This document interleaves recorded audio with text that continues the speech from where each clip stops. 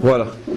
On commence, ou plutôt on continue, on est aujourd'hui le dimanche 1er mars et le 5 Adar. Et on va continuer peut-être pendant quelques jours exceptionnellement, puisque c'est quelque chose qu'il faut faire absolument, il faut le faire une fois pour toutes, en espérant que le fait de l'enseigner précipitera aussi la construction, c'est-à-dire donc voir encore quelques enseignements sur le tabernacle et le temple. On avait commencé jeudi dernier, pendant une petite demi-heure, à voir quelques notions très très importantes sur le tabernacle, le temple. Et on va continuer aujourd'hui, peut-être demain encore, et peut-être encore un petit peu cette semaine. Donc je reprends le point qu'on avait vu. Tout d'abord, le cours est pour la Refoua Shelema de Diamanta Bat Mesaouda. Et on avait vu, l'anniversaire de Yehuda Ben et pour l'Elou Nishmat de Yehuda Ben Yosef. En tous les cas, on avait vu que le Baal HaTurim faisait remarquer que la construction du Mishkan, la construction du tabernacle, était d'une certaine manière l'aboutissement de toute la création. Cet aboutissement auquel on faisait allusion dans l'un des versets qui termine la création, qu'on lit au moment du Kiddush, Asher bara Elokim la'asot, que Dieu avait commencé la création pour qu'elle soit terminée par l'homme. Et le Baal HaTurim expliquait que terminer la création commencée par Dieu signifie faire quelque chose en bas, dans notre monde, qui permette à Dieu d'y résider, selon l'expression du verset de la paracha de la semaine dernière, Ve'asuli migdash, ve'shachanti betochan, vous me ferez un sanctuaire pour que je puisse y résider. Et donc, permettre à Dieu de résider dans ce tabernacle, dit d'une manière plus générale, permettre à Dieu de se dévoiler ici-bas, c'est cela terminer, parachever la création qui avait été commencée par Dieu. Et donc, c'est ce qu'on avait expliqué la semaine dernière, et on avait mis en évidence que le processus de la construction du temple est à l'inverse du processus de la création du monde. Puisque la création du monde va de l'extérieur vers l'intérieur, c'est-à-dire du moins parfait vers le plus parfait, de la construction, de l'apparition du minéral, puis après du végétal, puis après de l'animal, puis après de l'humain. Et d'une manière générale, c'est le cycle de l'histoire de la nature, c'est le cycle de l'histoire de l'homme, c'est le cycle, on pourrait dire, de tout ce qui est calqué sur le modèle de la création, du moins bien vers le mieux. Comme un enfant qui naît commence par être pas grand-chose, jusqu'à devenir après un homme accompli, un homme qui peut dévoiler toutes ses forces intellectuelles et toutes ses forces morales et spirituelles. De même, l'histoire avance de cette manière-là, puisque l'histoire a commencé dans les cavernes, l'homme de Cro-Magnon, etc. Et puis pour évoluer jusqu'à l'homme qui d'une certaine manière, commence à maîtriser l'espace, le cosmos, et marche sur la Lune, etc., etc. Donc ça, c'est l'histoire globale telle qu'elle est copiée sur le modèle de la création. Mais, on avait donc posé la question, pourquoi le tabernacle, lui, va de l'intérieur vers l'extérieur? On commence d'abord par parler, on verra cette semaine en détail, Bezrat Hashem, la plupart des kelim, la plupart donc des choses construites, des ustensiles construits dans le tabernacle à quoi il correspond.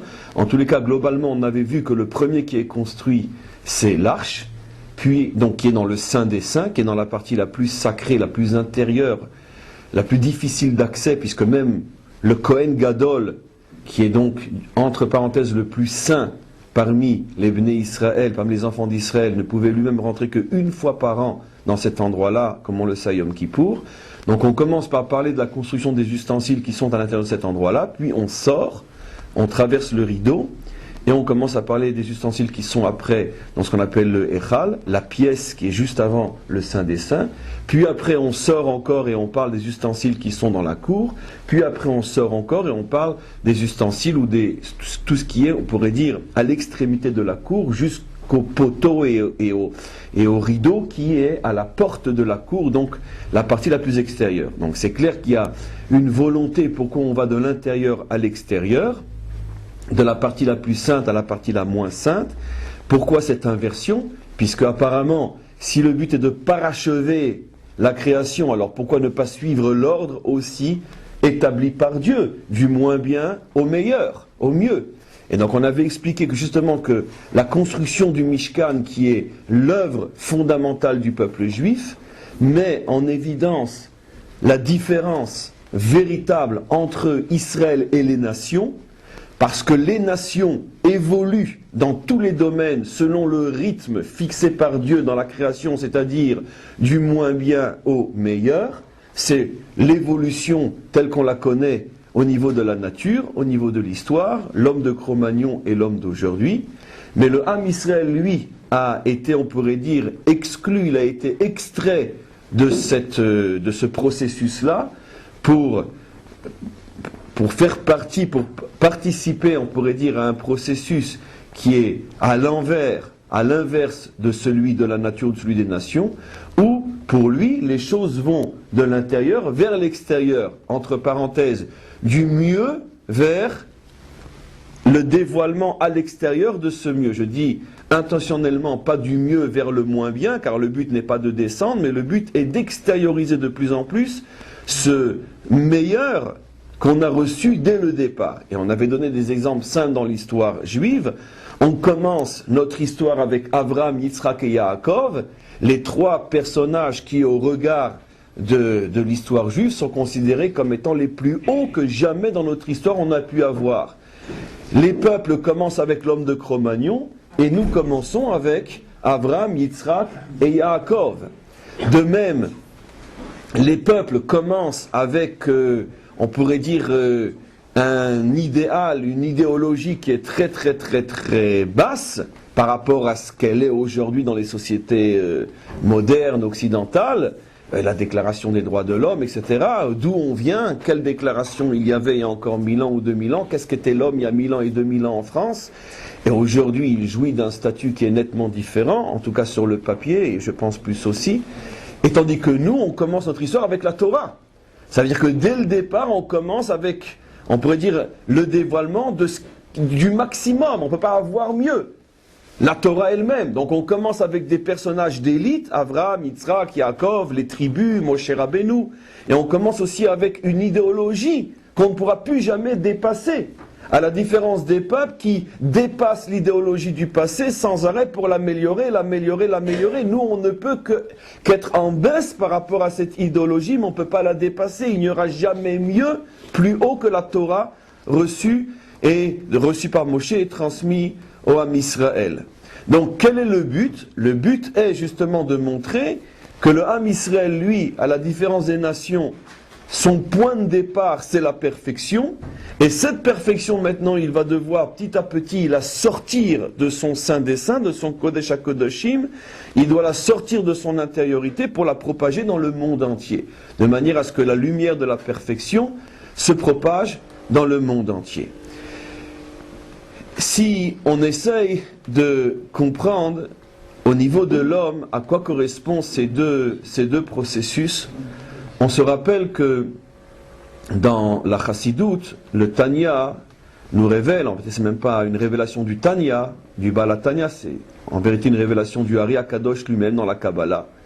Le Ari HaKadosh nous révèle que contrairement à ce que on pensait jusqu'à ce qu'il ait lui-même enseigné, comme quoi il n'y avait dans le corps qu'une seule âme, et que cette âme-là, qu'on pourrait appeler l'âme divine ou l'âme tout court, cette âme était tiraillée entre deux forces contraires qu'on appelle le Yetzer HaTov et le Yetzer Hara, la pulsion vers le bien, la pulsion vers le mal. Donc on a des forces différentes qui essayent d'attirer l'âme soit vers le bien, soit vers le mal. Mais on pensait qu'il n'y avait qu'une seule âme. Voilà que le Ari HaKadosh révèle qu'en vérité il y a deux âmes. Il y a dans l'homme une double structure nishmatique, une double structure spirituelle qui s'appelle le Nefesh HaEloki et qui s'appelle le Nefesh HaBehemi. Le Nefesh HaEloki et le Nefesh HaBehemi, c'est-à-dire l'âme divine et l'âme vitale, qu'on appelle aussi l'âme animale. Et en vérité, les deux autres forces qu'on appelle le Yetzer HaTov et le Yetzer Hara, c'est encore autre chose. C'est quelque chose qui vient se superposer à cette structure double qui est l'âme animale et l'âme divine. Quand on dit l'âme animale, on ne parle pas de quelque chose de complètement, on pourrait dire, négatif. C'est tout simplement cette force en nous qui nous aide, qui nous pousse à réaliser tout ce que l'homme sur terre, sur le plan matériel, doit réaliser. Ça nous provient de cette âme-là. C'est cette âme qui nous donne les forces, l'envie de manger. C'est cette âme qui nous donne les forces, l'envie de travailler et de construire et de réaliser tout ce qui est, on pourrait dire, au niveau de nos besoins matériels. Maintenant, qu'est-ce que l'âme spirituelle va faire? Qu'est-ce que l'âme divine va faire? L'âme divine, elle va donner un sens à cette âme vitale, c'est-à-dire donc, elle va donner une direction, un but aux exigences de l'âme animale. Parce que c'est bien beau de manger, dormir, travailler, c'est bien beau de construire, de développer, d'améliorer, mais quel est le but? Pourquoi? Quel est le but? Alors c'est clair que les hommes cherchent tous des buts. Personne ne construit une ville stam pour construire la ville, un point c'est tout. Personne ne mange stam. Chaque chose que l'on fait sur le plan matériel a un but, a un sens. Tout le problème est de savoir quel est le sens qu'on va donner. Il y a les sens qui sont apportés, les raisons qui sont apportées par le Nefesh HaBehemi lui-même, par l'âme vitale elle-même, et il y a la raison qui est donnée par le Nefesh HaEloki. Et j'explique. Le Nefesh HaBehemi, selon les hommes, selon les époques, selon les peuples, selon les endroits, peut donner toutes sortes de raisons qui justifient ces réalisations. Je mange parce que c'est bon. Ben, ça peut être un but en soi. Pourquoi je mange? Pour avoir le plaisir de savourer de bonnes choses. Ça peut être une idéologie. D'accord? Il y a des idéologies comme ça. Une idéologie que l'homme vit pour éprouver des plaisirs. Ou bien ça peut être autre chose. Je mange. Pourquoi? Parce que je dois nourrir mon corps, parce que je dois être en bonne santé. D'accord? C'est tous ceux qui mangent du bio, qui mangent ce qu'on appelle les tout ce que vous voulez, naturalistes. La relation à la nourriture n'est pas uniquement, ou peut-être pas du tout, la recherche du plaisir, puisque bien au contraire, si on mange sain, on ne mange pas forcément savoureux, on mange moins de sucre, on mange moins de sel, on mange moins de graisse, mais on mange pourquoi? Pour être en bonne santé. Donc, être en bonne santé devient l'idéologie. Bon, bien sûr, je ramène ça au ras des pâquerettes, mais globalement, on peut manger pour d'autres raisons. On peut manger pourquoi? Parce que on a besoin de force pour travailler, bien qu'après la question se posera, alors pourquoi tu travailles? Mais au moins on a résolu que on a donné un sens au fait de manger, et etc., etc., etc. Pareil, travailler, gagner de l'argent, pourquoi? Je travaille, je gagne de l'argent pour pouvoir me payer des plaisirs. Je travaille, pourquoi? Pour embellir le monde, pour améliorer le monde, c'est déjà beaucoup plus noble, etc., etc., etc. Mais Kitsour, on peut trouver des milliers de raisons qui justifient pourquoi je mange, je dors, je travaille, je gagne de l'argent, je fais tout ce que je fais. Mais toutes ces raisons-là sont les raisons données par le Nefesh HaEloki, par le Nefesh HaBehemi, pardon. Et c'est aussi au niveau de toutes ces raisons-là qu'il va y avoir des conflits et des guerres entre les hommes, parce que chacun va vouloir imposer son idéologie, sa raison à l'autre, et comme il y en a des milliers, automatiquement il y aura des milliers de conflits et des milliers de guerres. Le Nefesh HaEloki, lui, ne donne qu'une seule et unique raison à toutes les activités de l'homme sur terre. Je répète, à la différence du Nefesh HaBehemi qui peut trouver des milliers de raisons, il y a autant de raisons qu'il y a d'hommes sur terre.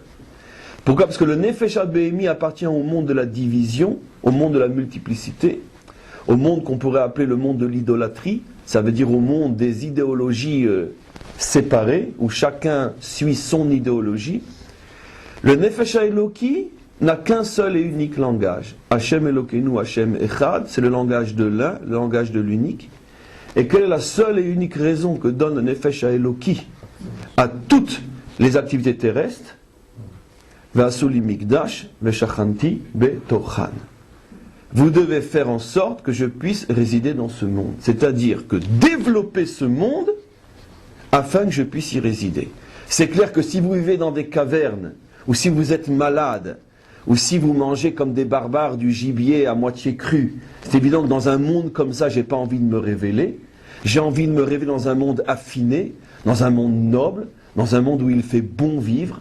Donc c'est clair que vous devez être en bonne santé, vous devez bien manger, vous devez avoir suffisamment de biens matériels pour que le monde soit civilisé et qu'on puisse se promener dans la rue sans être dévoré par un tigre ou piqué par un scorpion ou un serpent. Ça veut dire donc civiliser le monde, faites que vous viviez dans de bonnes conditions dans ce monde. Donc automatiquement, évidemment, que le projet donné par le Nefesh HaEloki non seulement n'est pas contraire au développement le plus parfait sur le plan matériel du monde, mais plus encore, pour que Dieu puisse se dévoiler dans ce monde. C'est clair qu'un roi, tu ne le fais pas rentrer dans une poubelle, un roi refuse de se trouver parmi des barbares, donc l'homme doit s'élever, l'homme doit se civiliser, le monde doit être agréable, une maison doit être belle, une rue doit être belle, une ville doit être belle. Bekitsour, il nous est demandé d'embellir le monde, donc c'est la porte ouverte au progrès tel que les hommes le comprennent,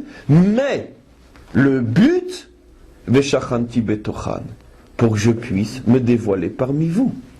C'est ça le but de toutes les activités humaines. C'est-à-dire donc qu'une activité, une construction qui ne va pas vers ce but, ne fait pas partie d'une construction qui appartient au Nefesh HaEloki, mais appartient au Nefesh HaBehemi. Alors maintenant, on comprend pourquoi, d'une certaine manière, le ta'alir, le processus au niveau du Nefesh HaBehemi et celui au niveau du Nefesh HaEloki sont en sens contraire, parce que le Nefesh HaBehemi, lui justement, doit partir du bas, il part de zéro, il part des cavernes et il construit le monde, il construit l'histoire, il construit l'homme, tandis que le Nefesh HaEloki, lui, il part de Dieu. Le Nefesh HaEloki, c'est la volonté de Dieu de descendre sur terre. Mais Dieu est parfait, Dieu ne doit pas être construit, Dieu ne doit pas être amélioré. Dieu n'a pas on pourrait dire, à se développer plus que ce qu'il est déjà. Dieu est par définition la perfection, et cette perfection, il faut la faire descendre sur terre. Donc automatiquement, toute action du Nefesh HaEloki, elle va du haut vers le bas, c'est-à-dire prendre Dieu et le faire descendre sur terre, et toute action du Nefesh HaBehemi va du bas vers le haut. Prendre l'homme de Cro-Magnon et en faire un homme civilisé. Maintenant, la perfection, c'est la rencontre entre les deux.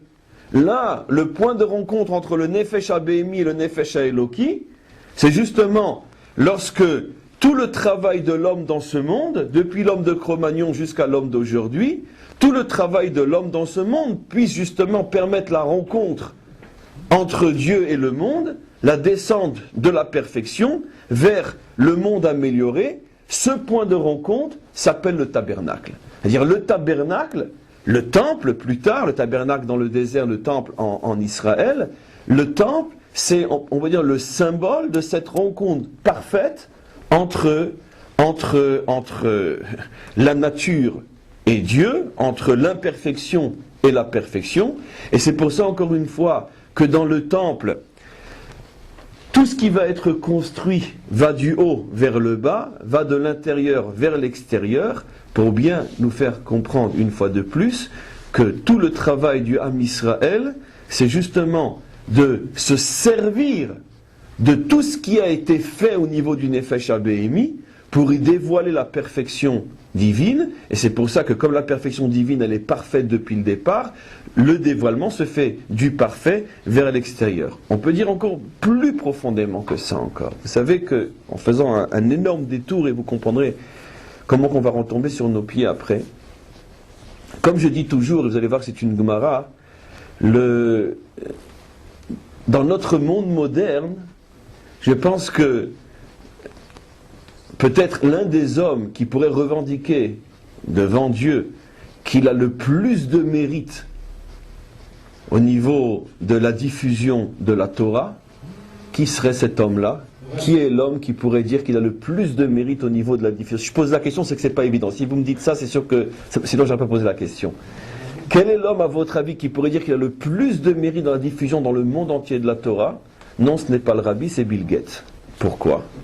C'est pas moi qui le dis, c'est la Gemara, comme vous allez le voir. Pourquoi? Parce qu'il a donné au monde des ustensiles qui ont multiplié par des millions la possibilité dans chaque endroit du monde, avec une facilité extrême, le temps de le dire, d'appuyer sur un bouton et d'avoir aujourd'hui dans toutes les langues, d'accord, des cours de Torah inimaginables qui jusqu'il y a encore 5, 6, 2, 3, 4 ans, la plupart des hommes et des femmes étaient privés de ces cours-là, vu l'endroit où ils habitaient, vu le fait que pour pouvoir avoir accès à des cours de Torah de qualité, il fallait que ce soit dans la langue généralement qui n'est pas la mienne, etc., etc. Donc, c'est clair que cette machine-là participe à une diffusion de Torah inimaginable, mais c'est pas seulement la Torah. Sur Internet, on ne diffuse pas que de la Torah, on diffuse aussi des millions de choses qui permettent à l'homme de progresser. On progresse, on diffuse des enseignements de médecine, de toute autre chose qui sauve des fois des hommes. Des fois, quelqu'un perdu au bout du monde, il a besoin d'un renseignement sur tel ou tel cachet, sur tel ou tel médicament. Il n'a pas à portée de la main le renseignement, et c'est très important. Il tape sur Google, il donne le nom du médicament, et il a dans la langue qu'il veut tous les renseignements, il sait s'il doit le prendre ou pas, et des millions d'autres choses. Donc apparemment, cet instrument, véritablement, contribue à des progrès inimaginable. Donc Bill Gates peut très bien venir, et je ne le dis pas d'une manière ironique, et dire au maître du monde, je suis un de ceux qui, dans notre génération, a le plus contribué à l'avancée du bien et de la vérité.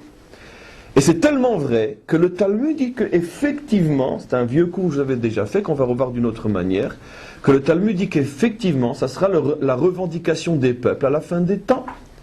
À la fin des temps, dans son langage parabolique, le Talmud dit, c'est au début de Masechet Avodah Zarah,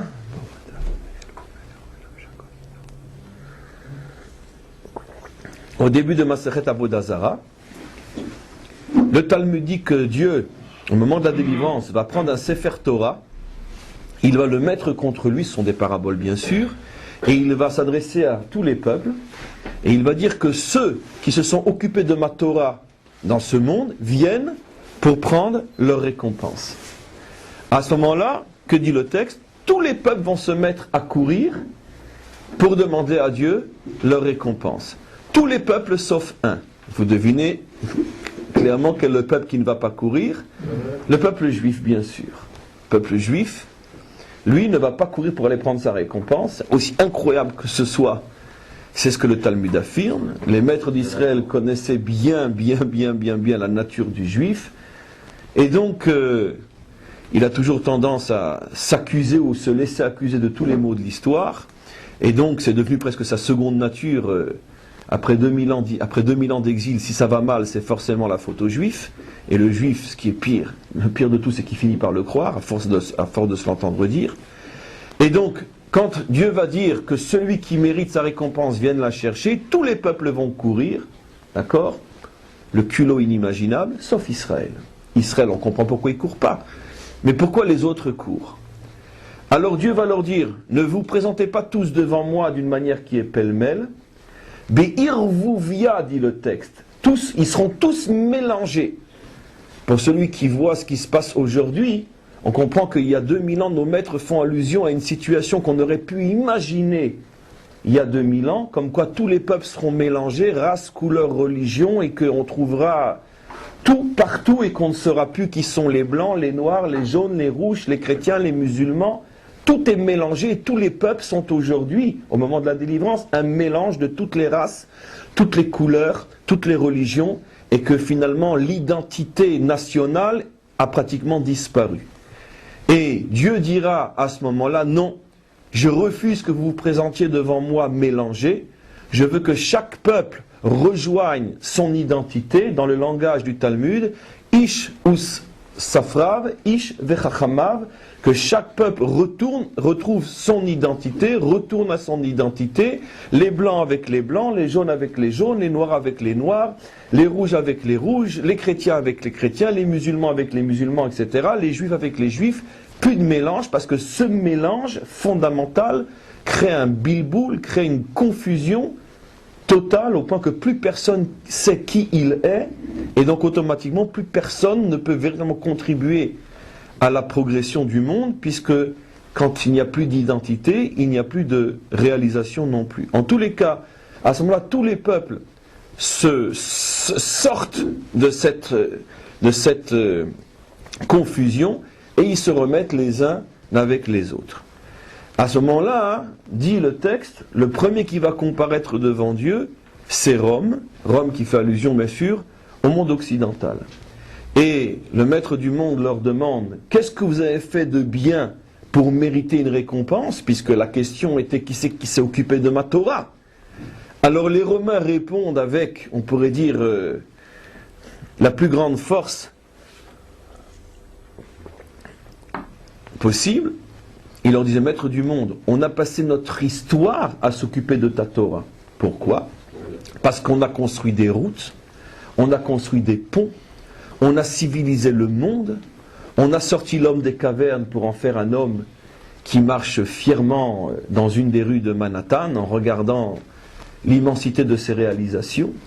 Et donc, et tout ce qu'on a fait, c'est ça maintenant le point important, tout ce qu'on a fait, on l'a fait afin de permettre au Bnei Israël de se consacrer dans les meilleures conditions possibles à l'étude et la diffusion de ta Torah. Voilà ce que les Romains disent. À ce moment-là, dit le texte, Dieu se met à rire et il leur dit, Shotim sheba olam, fous de ce monde, bande d'imbéciles. Kol ma she'asitem, letzorer atzmechem asitem. Tout ce que vous avez fait, vous l'avez fait pour votre intérêt personnel. Vous avez fait des routes, c'est pour y mettre vos prostituées. Vous avez fait des ponts, c'est pour prélever un impôt de passage. Vous avez amélioré les conditions de vie dans ce monde, mais c'est pour pouvoir jouir de la manière la plus terrestre des choses de ce monde, etc., etc. Et le maître du monde conclut et dit, vous n'avez rien fait pour ma Torah. Alors, ce texte-là nous paraît simple. Et il est extrêmement, on pourrait dire extrêmement, même choquant dans sa simplicité.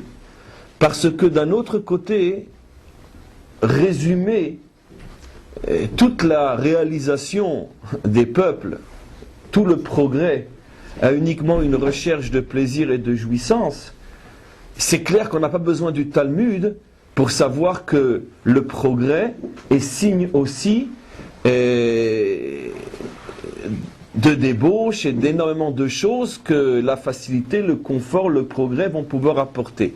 Dit d'une autre manière, on n'a pas besoin du Talmud pour savoir qu'il y a peut-être plus de sites pornographiques sur Internet que de sites qui permettent d'apprendre des choses extraordinaires sur le monde, l'histoire et même sur la religion, les religions, la vérité et tout le reste. C'est clair que, comme je l'ai dit, il n'y a que sur Internet aujourd'hui que tu peux trouver des explications dans tous les domaines de la Torah en restant chez soi. Mais c'est vrai aussi que c'est sur le même poste devant chez toi que tu peux trouver aussi le plus de sites inimaginables qui vont te détourner complètement, je dirais même pas de Dieu, qui vont te détourner même de l'humain qui est en toi. Donc on le sait, ça, on n'a pas besoin de Talmud, on n'a pas besoin de Talmud pour ça.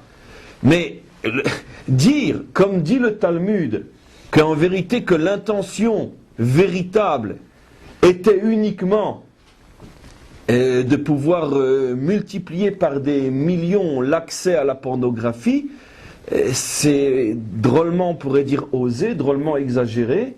Et comment qu'on peut affirmer une chose pareille? Qu'il y ait ça aussi, d'accord, mais qui dit que c'était ça l'intention profonde? Alors, pour mieux comprendre la question que je demande, il y a une autre histoire dans le Talmud qui reprend ce qu'on est en train d'expliquer. Et regardez ce que dit cette histoire-là. C'était justement à l'époque des Romains. Et les Romains, donc, gouvernaient, dominaient en Eretz Israël. Et les maîtres d'Israël se sont rassemblés dans le plus grand secret pour définir quelle serait leur attitude face à l'occupant romain. Est-ce qu'il faudrait concilier avec lui, ou se battre contre lui, ou ni l'un ni l'autre, rester neutre? Qu'est-ce qu'il faudrait faire? Étaient réunis dans une cave, dans le plus grand secret, les plus grands maîtres d'Israël. Parmi eux se trouvait Rabbi Shimon Bar Yochai, le maître de la Kabbalah et du Zohar, le maître des secrets de la Torah. Et se trouvait un autre maître immense, le fameux Rabbi Yehuda Bar Ilai, qui est appelé dans la Mishnah Rabbi Yehuda tout court, qui était le compagnon d'études de Rabbi Meir Baalanes. Rabbi Yehuda, le grand Rabbi Yehuda Bar Ilai. Il est enterré juste entre Tzfat et Méron. Quand on va à Méron par l'ancienne route, à la sortie de Méron, il y a sur le côté gauche, sur la route, véritablement un petit mausolée, c'est Rabbi Yehuda Bar Ilai. Et donc, c'était les deux plus grands maîtres de cette assemblée-là. Et Rabbi Yehuda Bar Ilai, qui était considéré comme le plus grand de tous, s'est levé, il a pris la parole et il a dit « Il faut cesser de se battre contre les Romains, parce que, réflexion faite, il n'y a pas que du mauvais en eux, ils contribuent à l'amélioration des conditions de vie sur terre. C'est clair qu'ils ont reçu cette mission du ciel, ils sont préposés au progrès, et le monde a besoin de progrès, donc le monde a besoin d'eux. Et voilà ce que Rabbi Yehuda Bar Ilai dit, ils construisent des routes, ils construisent des ponts, ils construisent des maisons, ils chassent comment on appelle ça, les animaux sauvages, la jungle, peu importe, la non-civilisation. Ou plutôt, ils exportent la civilisation partout où le monde était encore sauvage. Donc, nous, Bnei Israël, qui apprenons à voir le bien dans chaque chose, jugeons-le pour ce qu'ils ont de bien et arrêtons de voir ce qu'ils ont de mal. Et donc, essayons de participer à ce qu'il y a de bien et ne pas toujours vouloir se révolter contre eux. Voilà la position de Rabbi Yehuda Bar Ilai. Il n'a même pas terminé ses propos que Rabbi Shimon Bar Yochai se lève de toute sa force, il tape sur la table et il dit « Mais comment tu oses parler comme ça de Rome ? C'est vrai qu'ils ont construit des routes, mais c'est pour y mettre des prostituées. C'est vrai qu'ils ont construit des ponts, mais c'est pour faire payer un droit de péage. C'est vrai qu'ils améliorent les conditions de vie, mais c'est pour pouvoir se débaucher et jouir plus encore de tout ce que ce monde matériel offre comme plaisir. » Et donc ils ne se mettent pas d'accord. Qu'est-ce qui se passe ? Il se passe que parmi l'assemblée se trouvait un greffier, celui qui était là pour écrire les propos, quelqu'un un petit peu léger d'esprit, et qui a été tellement perturbé par la discussion entre les maîtres, que quand il est sorti, pas méchamment, il en a parlé à un copain, qui en a parlé à un copain, et vous savez très bien que le téléphone juif, comment qu'il fonctionne, et c'est arrivé jusqu'aux oreilles de Rome, quand Rome a entendu quelle était la position de Rabbi Yehuda et de Rabbi Shimon, ils ont décrété de nommer Rabbi Yehuda comme représentant officiel d'Israël, donc en faire une sorte de roi en exil, et Rabbi Shimon Bar Yochai a été condamné à mort. C'est à cette occasion qu'il a pris la fuite, qu'il s'est caché dans la grotte, et que pendant 12 ans, et en vérité 13 ans, il va devoir vivre dans une grotte, parce que les autorités romaines le recherchent pour le décapiter, et c'est à cette occasion-là qu'il va donc découvrir le Zohar, qu'il va nous donner donc le fameux Zohar. En tous les cas, c'est un pour la petite histoire. Alors regardez, Rabbi Yehuda Bar Ilai est véritablement un véritable grand, un des plus grands que le Ham Israël a eu dans son histoire. Et donc quand le Talmud rapporte les propos de Rabbi Yehuda Bar Ilai, qui dit que il faut voir le bon côté dans la civilisation, c'est clair que d'abord parce que ce sont des propos qui sont rapportés par le Talmud et en plus de la part d'un être à ce point immense, un des plus grands maîtres de notre histoire, c'est clair que si ces propos ont une place dans le Talmud exprimé par Rabbi Yehuda, c'est clair que ces propos sont vrais. Ils sont vrais. Mais d'un autre côté, les propos de Rabbi Shimon Bar Yochai, qui comme par hasard est l'homme des secrets, celui qui est capable de descendre le plus profondément possible, on pourrait dire dans le subconscient caché de l'homme, lui révèle que la raison profonde, peut-être inconnue même de Rome, n'est pas aussi pure qu'on le pense. Et maintenant, on comprend que Rabbi Shimon Bar Yochai est arrivé à comprendre ce que Dieu lui-même va dire à la fin des temps. Mais le fait que j'ai fait ce détour, en rapportant l'histoire de Rabbi Shimon Bar Yochai, c'est pour vous faire comprendre que ce que Dieu affirmera à la fin des temps, c'est pas quelque chose d'évident. La preuve, c'est que même Rabbi Yehuda Bar Ilai ne le voyait pas. Et en vérité, et Rabbi Yehuda Bar Ilai et Rabbi Shimon ont raison. Rabbi Shimon, c'est-à-dire Dieu, puisque Rabbi Shimon pense comme Dieu d'une certaine manière. Quel est le niveau de la marloquette? En vérité, il n'y a pas de marloquette, il n'y a pas de discussion entre eux. Chacun voit un autre niveau. Rabbi Yehuda Bar Ilai dit, au niveau du conscient, si tu demandes à un savant, globalement, c'est clair qu'il y a des exceptions, mais globalement, si tu demandes à un savant pourquoi tu as voué ta vie à améliorer les conditions de vie terrestre, c'est clair que le savant va te répondre consciemment dans son conscient, dans ce que lui sait de ses raisons visibles. Ben c'est pour améliorer les conditions de vie sur Terre, parce que bon, il se sent mu par cette mission d'améliorer les conditions, et que celui qui construit des routes, qui construit des maisons solides, et qui fait de l'architecture d'intérieur, peu importe, mais surtout celui qui s'occupe d'affiner la vie matérielle, c'est clair que ses pensées visibles ne sont pas des pensées de débauche. Évidemment que non. Chas v'shalom d'imaginer que tout savant, que tout celui qui participe auprès du monde est un débauché qui ne pense qu'à ça. Bien sûr que non. Bien sûr que non. Et c'est ce que dit Rabbi Yehuda Bar Ilai. Mais ce que Rabbi Shimon Bar Yochai vient révéler, c'est que dans la mesure où au plus profond de l'homme, il y a le Yetzer Hara, c'est-à-dire il y a ces pulsions négatives, et que les nations ne se donnent pas la peine véritablement de lutter contre ces pulsions, et ne veulent pas non plus s'en défaire. Les nations arrivent plus ou moins à vivre avec ces pulsions en leur donnant leur expression sans être trop dérangées. Pour autant, il n'y a pas au niveau des nations cette volonté réelle de purifier l'homme dans ce qu'il a de plus profond et de plus caché. Et donc automatiquement, dit Rabbi Shimon Bar Yochai, lui qui perçoit la profondeur, dans la mesure où les nations ne cherchent pas véritablement à purifier l'homme, donc automatiquement, sans qu'elles le savent elles-mêmes, sans qu'elles le sachent elles-mêmes, c'est clair que ce n'est pas conscient dans la tête du créateur, du savant, ce que Rabbi Shimon Bar Yochai dit, puisque Rabbi Shimon Bar Yochai lui révèle les secrets cachés même de l'homme lui-même. Mais Rabbi Shimon vient révéler que sache qu'au plus profond du subconscient du savant, sa motivation, on pourrait dire cachée, c'est sauf kol sauf pouvoir jouir mieux encore du monde, plus facilement du monde. Et c'est ce qui va sortir. C'est pour ça que quand Bill Gates donne au monde l'ordinateur, évidemment, surtout un homme comme lui, qui est véritablement un homme propre et un homme bien, c'est clair que ses intentions sont uniquement des intentions de progrès et de bonheur.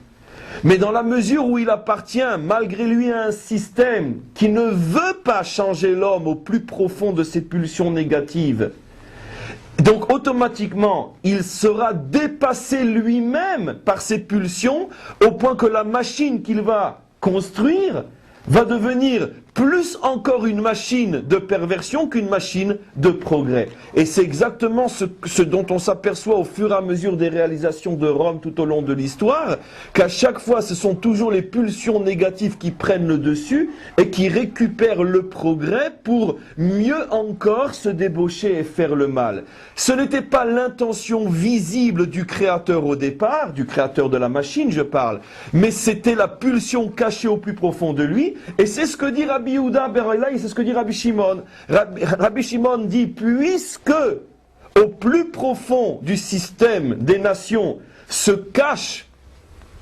inconsciemment même de la nation elle-même, se cache l'envie de jouir et de se débaucher, automatiquement c'est ce qui va prendre le dessus, et nous n'avons pas à participer ouvertement à une idéologie dont le point d'arrivée sera toujours encore plus de prostituées dans les routes et encore plus d'argent extorqué des citoyens sur le compte de ponts ou de choses comme ça, car c'est sauf ce qui va se passer.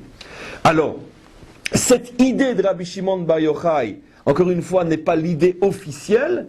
La vision officielle est la vision de Rabbi Yehuda, mais dans la compréhension profonde des choses, c'est ce que dit Rabbi Shimon Bar Yochai. Et maintenant, on va donc comprendre où est, on pourrait dire, le point d'union entre Israël et les nations. Les nations, leur véritable rôle sur terre, c'est effectivement de tout faire pour améliorer le monde, pour sortir le monde de son état extérieur barbare, donc d'une certaine manière le monde des cavernes, le monde de la jungle, etc. Et les nations doivent, comme ce que Rome a pris sur lui, les nations doivent encore une fois améliorer le monde. Le problème c'est que dans cette amélioration du monde par les nations, et ça c'est leur vocation pour laquelle elles ont un mérite réel, cette amélioration du monde, si elle est laissée seule, c'est-à-dire que si les nations sont livrées à elles-mêmes, toute leur bonne volonté ne pourra pas aboutir, parce que c'est les pulsions cachées et secrètes qui se trouvent en elles qui finiront par prendre le dessus, et on finira par la situation d'aujourd'hui où il y a plus de sites dangereux sur Internet que de sites qui font véritablement progresser l'humanité. C'est pour ça qu'à ce niveau-là intervient Israël. Israël, sa véritable vocation n'est pas comme Rome, comme le monde occidental, de s'attacher, on pourrait dire, au développement, au progrès matériel du monde, mais la mission d'Israël, c'est de nettoyer, de purifier l'intériorité cachée des nations, afin de faire en sorte que lorsque le progrès sera établi, ce ne sont pas les pulsions du mal qui prennent le dessus, mais les pulsions du bien, et que véritablement les routes soient construites, non pour y mettre des prostituées, mais pour y mettre véritablement des hommes qui vaquent à leurs occupations qui aident à la construction du monde. Et donc, on pourrait dire que ce chilouv, cette union entre Israël et les nations, c'est que les nations vont s'occuper de la construction extérieure du monde, Israël va s'occuper de la construction intérieure du monde, de cette purification du monde de l'intérieur. Et donc vous comprenez maintenant pourquoi les nations évoluent du bas vers le haut, du mal vers le bien, de la caverne jusqu'à la 5e avenue.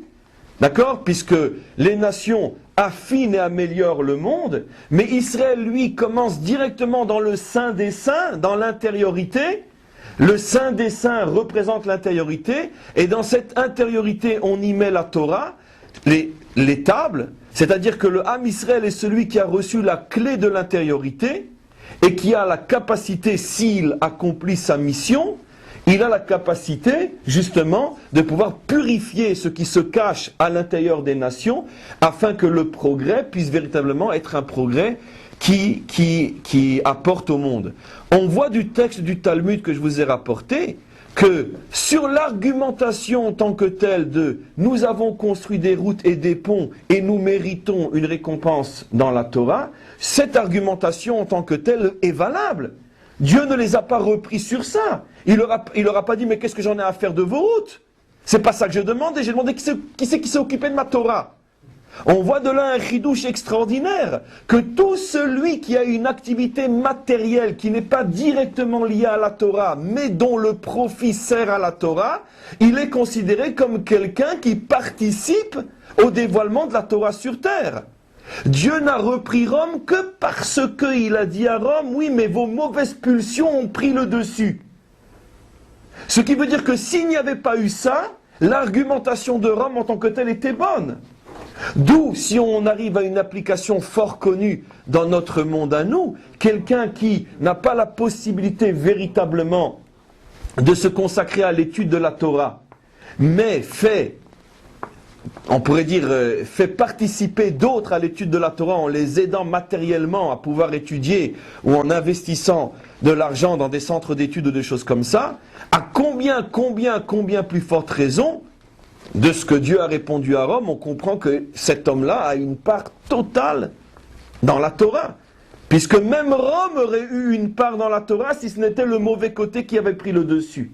À plus forte raison, un juif qui véritablement donne une partie de ses moyens matériels pour l'aide et la diffusion de la Torah, automatiquement il a un mérite autant que le maître de la Torah lui-même. Ça c'était juste pour la parenthèse. Donc maintenant, qu'est-ce qu'on va comprendre? On comprend que finalement, pour terminer, on peut dire, les rôles sont très très très clairs. Le rôle des nations est clair, le rôle d'Israël est clair. Le rôle des nations est de tout faire pour que ce monde devienne un monde de plus en plus civilisé, où l'homme s'affine de plus en plus, où le monde devient un monde où il fait de mieux en mieux bon vivre. Mais les nations doivent reconnaître qu'elles ont besoin d'Israël pour que, de la même manière que eux affinent le monde qui était sauvage à l'extérieur, Israël va affiner les nations qui sont sauvages à l'intérieur. Comment Israël va affiner les nations? À partir du moment où Israël va accepter d'abord en premier lieu sa propre mission, d'être ce que la Torah dit Mamlechet Kohanim, un peuple de Kohanim, un peuple d'être extrêmement affiné sur le plan moral et spirituel, et cet affinement moral et spirituel va pouvoir après illuminer les nations. Tout va mal lorsque chacun se trompe de rôle. Lorsque Israël veut jouer le rôle de Rome et que Rome veut jouer le rôle d'Israël, c'est la catastrophe. Et on le voit dans les détails de l'histoire. Lorsque l'Occident, Rome, se prétend être le nouvel Israël, il se donne une vocation qui n'était pas la leur au départ. Et lorsque Israël se targue et s'enorgueillise de tous les savants qu'il a donnés dans le monde occidental, c'est peut-être bien, mais c'est pas du tout notre mission. On n'a pas été créé pour donner des Einstein au monde, on a été créé pour donner des Baal Shem Tov au monde.